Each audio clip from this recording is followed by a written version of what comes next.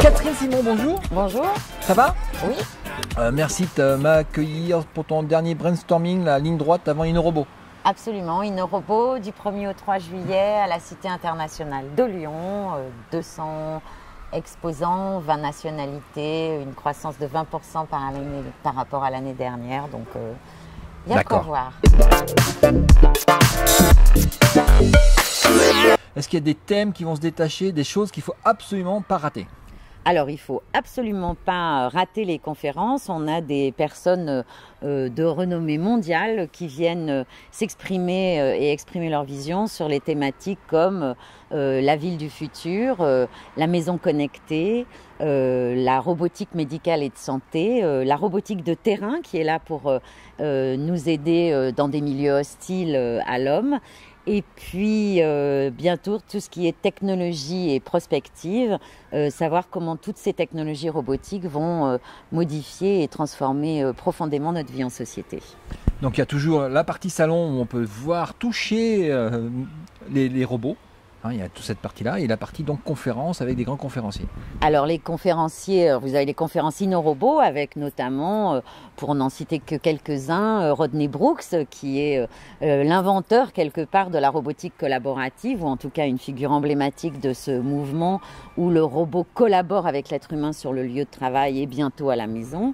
Carlo Ratti, un grand spécialiste du MIT de tout ce qui est ville intelligente.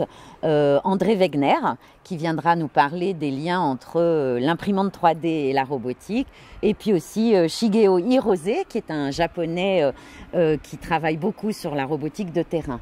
Vous avez aux côtés des conférences InnoRobot les conférences Arceau qui sont peut-être plus académiques et de chercheurs, mais qui travaillent sur l'impact de la robotique sur notre société. Et puis, bien sûr, les états généraux de la robotique qui font un point sur les initiatives régionales suite à l'annonce du plan robotique en 2013 à InnoRobot. Et tu viens de parler de politique régionale. Quelles seront les régions présentes? Alors, toutes les régions de France seront présentes lors de la conférence La France a du talent dans les états généraux de la robotique organisée par le ministère de l'économie, du numérique et de l'industrie, et notamment la région Rhône-Alpes qui est partenaire, la région de la communauté d'agglomération de Saint-Quentin qui a une initiative excellente sur la robot numérique, la robotique qui s'allie à Internet, et les pays de la Loire, mais aussi Midi-Pyrénées, Île-de-France et bien sûr Aquitaine. D'accord. Quels sont les autres événements clés et phares que tu veux mettre en avant? Alors je pense qu'il faut assister à tous les ateliers possibles. Il y en a beaucoup d'ateliers pendant InnoRobot et il faut visiter absolument tous les stands parce que c'est par l'innovation croisée. Pas forcément parce qu'on regarde, je ne m'intéresse qu'à la robotique médicale. Si je vais voir la robotique de terrain, je vais peut-être trouver une idée pour cette robotique médicale et donc il faut favoriser l'innovation croisée et donc aller voir absolument tous les stands et s'y arrêter. Catherine, tu viens de me parler d'innovation. Est-ce qu'il y aura des startups présentes? Alors, on a plus de 20 startups de différentes nationalités qui exposent à InnoRobot et notamment nos 6 finalistes qui vont venir s'affronter devant un jury de 6 personnalités de renommée mondiale et experts, dont notamment Bebar Altuntas qui vient de Turquie et qui est un Dragon's Den, et Anastasia Emmanuel d'Indiegogo, mais il y a aussi un industriel, Safran, voilà, donc il y a plein, et un accélérateur d'ailleurs dédié à la robotique, un investisseur dédié à la robotique qui s'appelle Alexandre Richaille et qui a créé RobotLab en France. Et cette finale d'appel à start-up, ça se déroule quand? Alors ça se déroule jeudi de 11h à midi. 6 start-up s'affrontent devant 6 experts mondiaux. Tu m'as parlé d'environ 200 exposants cette année? Voilà, donc ce sont surtout des nationalités qui n'exposaient pas l'année dernière à InnoRobot. On a un pavillon danois, un pavillon russe avec le cluster Skolkovo, des Singapouriens, des Japonais. Et là, on a une forte présence du Japon et c'est pour ça qu'on a changé la date de mars à juillet. Hein, donc on est bien du 1er au 3 juillet, ne pas oublier ça.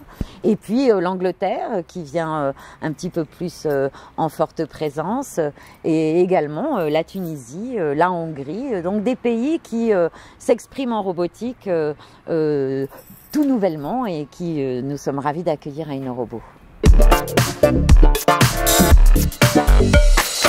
Alors moi je serai là les 3 jours aussi, hein, comme l'année dernière, hein, je ferai la Web TV, donc si vous avez des choses à venir me dire, hein, on vous accueillera sur le plateau de la Web TV. Alors il y a beaucoup de vidéos qui seront faites, alors attention, hein, le mercredi et le jeudi c'est ouvert aux professionnels uniquement et pas que les professionnels de la robotique, les professionnels de tous les secteurs. Nous invitons toutes les industries, toutes les entreprises de services, quel que soit leur domaine d'activité, à envoyer leur directeur d'innovation, leur chargé de développement produit, leur directeur stratégique pour voir un petit peu comment ces innovations peuvent transformer leur productivité, leur donner des voies de croissance et d'innovation. Et le vendredi, on invite le grand public à venir s'informer de comment cette transformation robotique va changer leur vie. Dans cette journée grand public, il y aura aussi des petits ateliers où on peut pratiquer. Alors en fait, il y aura un film qui sera commenté en live par un expert mondialement reconnu de la robotique qui est aujourd'hui le directeur scientifique de l'ONERA, qui est un laboratoire de recherche extrêmement connu en robotique en France. D'accord, donc de quoi occuper toute la journée. Ben, merci Catherine. Merci. À la prochaine. Au 1er, 2 et 3 juillet. Je serai là.